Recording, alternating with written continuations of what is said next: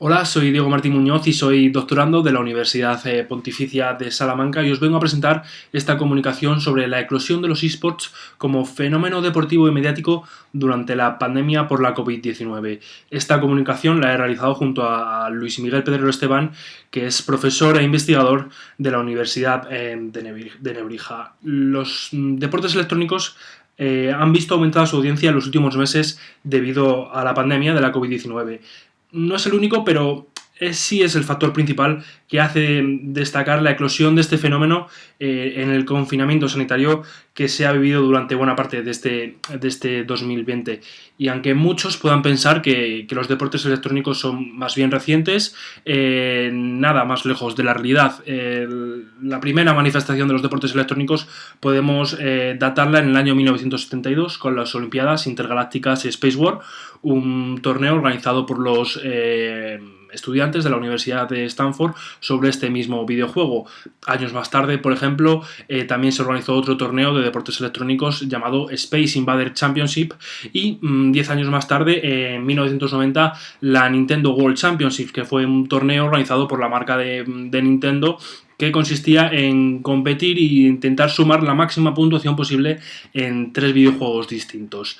Pero si tenemos que destacar una manifestación de los deportes electrónicos en el pasado es la Red Annihilation, un torneo sobre el videojuego Quake en 1997, un videojuego de disparos que sentó las bases de los deportes electrónicos que conocemos hoy en día porque introdujo el modo de juego de multijugador.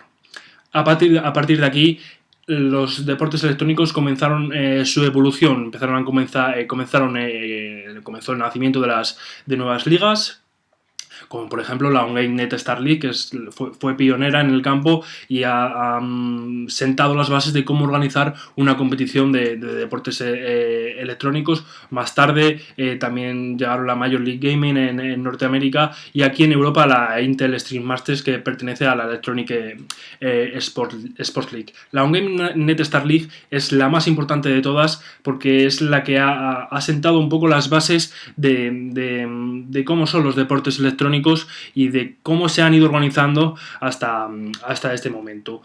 Pero si tenemos que apuntar, ¿no?, que un punto concreto de la evolución de los deportes electrónicos importantes es el nacimiento de un videojuego llamado League of Legends en el año 2009 y que fue creado por la empresa Riot Games.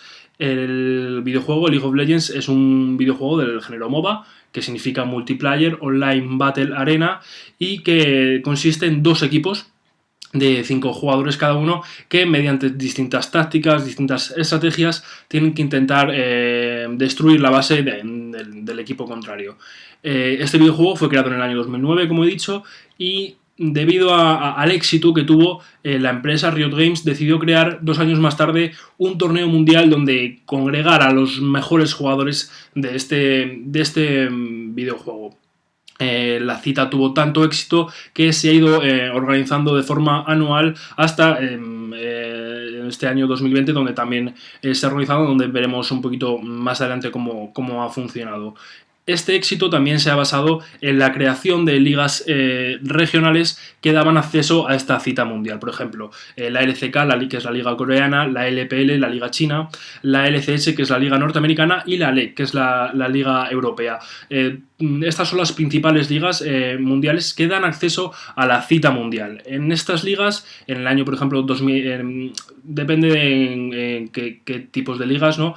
Pero la mayoría en 2016-2017 sufren un cambio en el que se denomina como split de franquicias, donde grandes marcas de comunicación, de tecnología e incluso de deportes, equipos de deporte tradicional se introducen en el sector y en el campo de los deportes electrónicos. Pero todos estos deportes electrónicos, ¿cómo se consumen? ¿Cómo los consume el usuario? Pues el espectador los consume a través de Twitch, que es una plataforma creada en 2011, especializada en videojuegos y que compró Amazon en el año 2014. A partir de aquí, y debido a la pandemia por la COVID-19, Twitch ha sufrido un incremento de audiencia muy fuerte. Como vemos en esta gráfica realizada por la consultora y analista especialista eSports Charts, podemos ver que los streamers, por ejemplo, han aumentado la cantidad de streamers que se han generado a lo largo de esta pandemia. Se ha aumentado la cantidad de gente que ha empezado a compartir sus partidas de videojuegos o de otro tipo de cosas a través de esta plataforma. Pero también han aumentado las horas visualizadas por el espectador a lo largo de las 3 semanas de las 4 semanas, de marzo. Incluso en abril también se ha visto este aumento. Por ejemplo, podemos ver de un 37%, y también podemos destacar el tiempo que han invertido estos streamers en hacer sus directos, ¿no? Porque también ha aumentado de forma considerable. El tener más tiempo libre por este confinamiento sanitario ha hecho que estos streamers, que la gente que comparte este contenido a través de internet, a través de esta plataforma, haya sido mucho mayor. Uno de los grandes efectos de la COVID en Twitch se ha visto reflejado en la Liga Santander Challenge, un evento organizado por el streamer mundialmente conocido ya prácticamente, Ibai Llanos, que tenía como objetivo la recaudación de fondos para la lucha contra la COVID-19. Este evento consistía en reunir a 20 representantes de los 20 equipos de la Liga de Primera División y que jugaran un torneo de FIFA del videojuego FIFA 20 de forma virtual. Finalmente fueron 18 por temas de patrocinio. Jugadores del Mallorca y del Barcelona no pudieron por temas de patrocinio, y finalmente fueron 18 jugadores. Esto se celebró con todos los eventos deportivos cancelados, es decir, toda la gente que en ese momento no podía ver fútbol de élite, la primera división, segunda, o deporte o cualquier otro tipo de deporte, no podía, y esto se celebró en ese marco. La Liga Santander Challenge tuvo varias vías de retransmisión. La principal que podemos destacar, o que al menos nos interesa a nosotros por el contexto de la presentación, es a través de streaming, a través de Twitch, en el canal del propio Ibai Llanos, que tuvo datos de audiencia de 205.000 personas. Pero también muchas empresas, muchas cadenas de televisión se hicieron eco de esta propuesta y la retransmitieron a través de sus canales, como es Movistar, a través de Movistar Deportes 1 y del canal Vamos, y como es también el canal de televisión Gol. En la televisión tradicional, y según datos de Barlovento Comunicación, se obtuvo la audiencia de 1.739.000 personas. Pero si hablamos de audiencias, tenemos que retomar otra vez el videojuego que hemos hablado antes, el videojuego de League of Legends, y la final del mundo que se ha celebrado este año en 2020. Es cierto que no ha sido durante los meses de confinamiento, ya que esta final se ha celebrado en el mes de octubre.